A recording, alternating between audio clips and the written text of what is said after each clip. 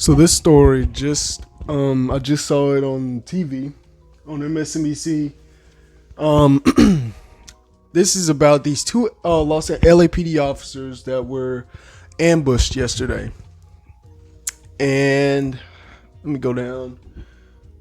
See, said almost 40 U.S. police officers were killed in the line of duty in 2020, according to the FBI. Let me see.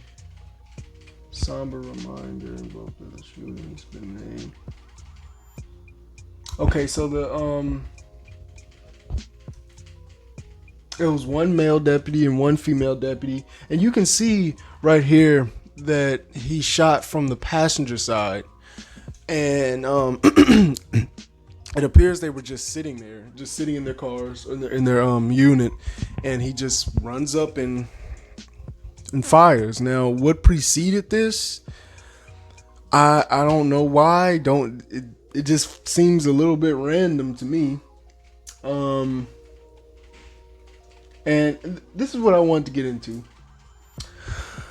This does not, and I mean does not, help any sort of cause.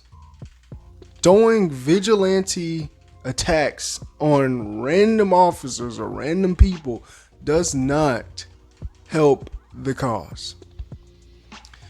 You cannot sit there and if I see anybody trying to justify it or well, that's what they signed up for. This is not no. Both of these people are okay.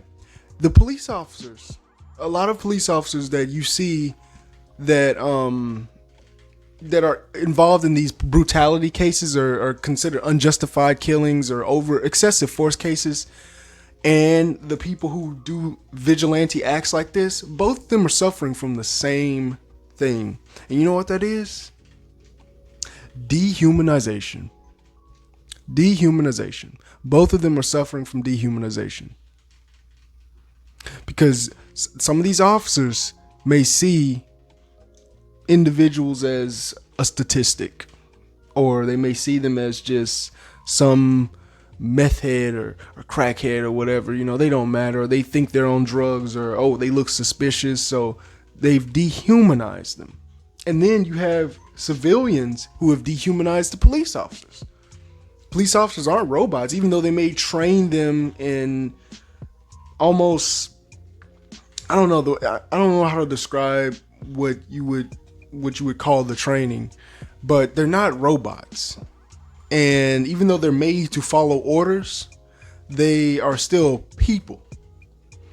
But you have this mindset, both of the same type of people. One is just in a uniform and one is just out on the street.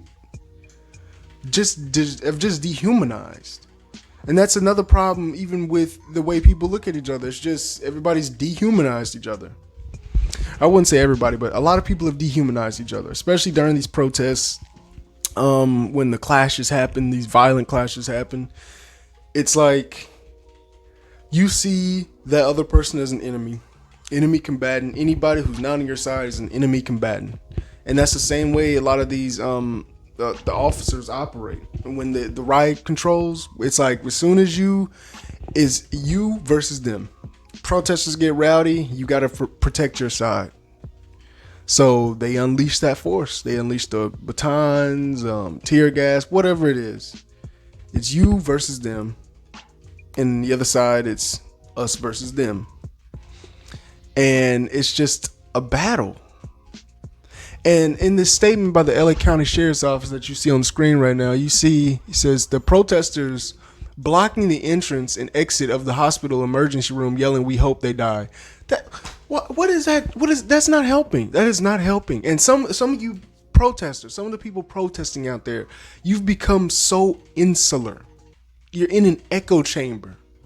And what you think is like you being edgy and we're fighting against the system, hoping two random officers who were just sitting in their car hoping that they die, that doesn't do anything for you or anybody else.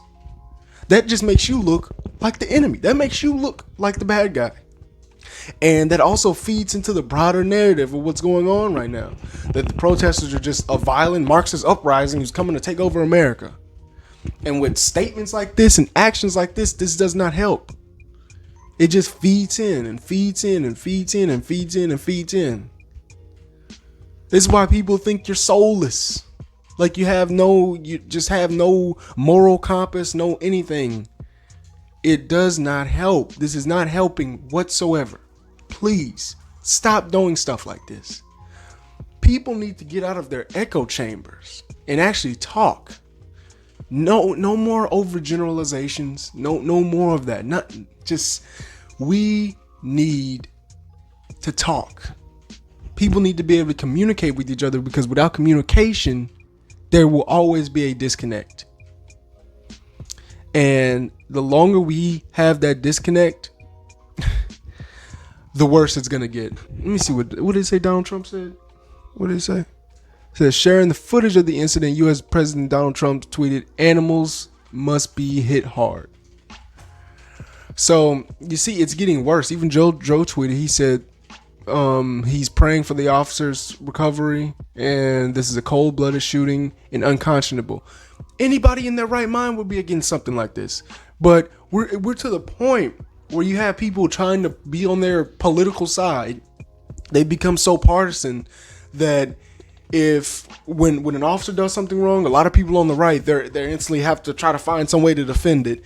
And on the left, you have some people who will be like, well, I mean, kind of technical. No, I don't want to hear about no kind of technically nothing. Okay?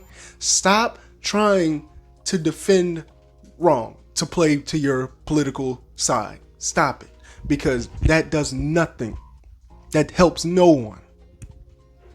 Trying to one up each other on like just randomness, just randomly trying to one up each other all the time. All these stories, it always turns into some thing, some issue, some political issue. You can't even agree on anything because you have to stay on your political side. So just quit. Just quit it. This is wrong. This is bad. This is horrible. And the guy that did this, where is he at? He's a coward. He's a coward. And he should be found and thrown under the jail. Simple as that.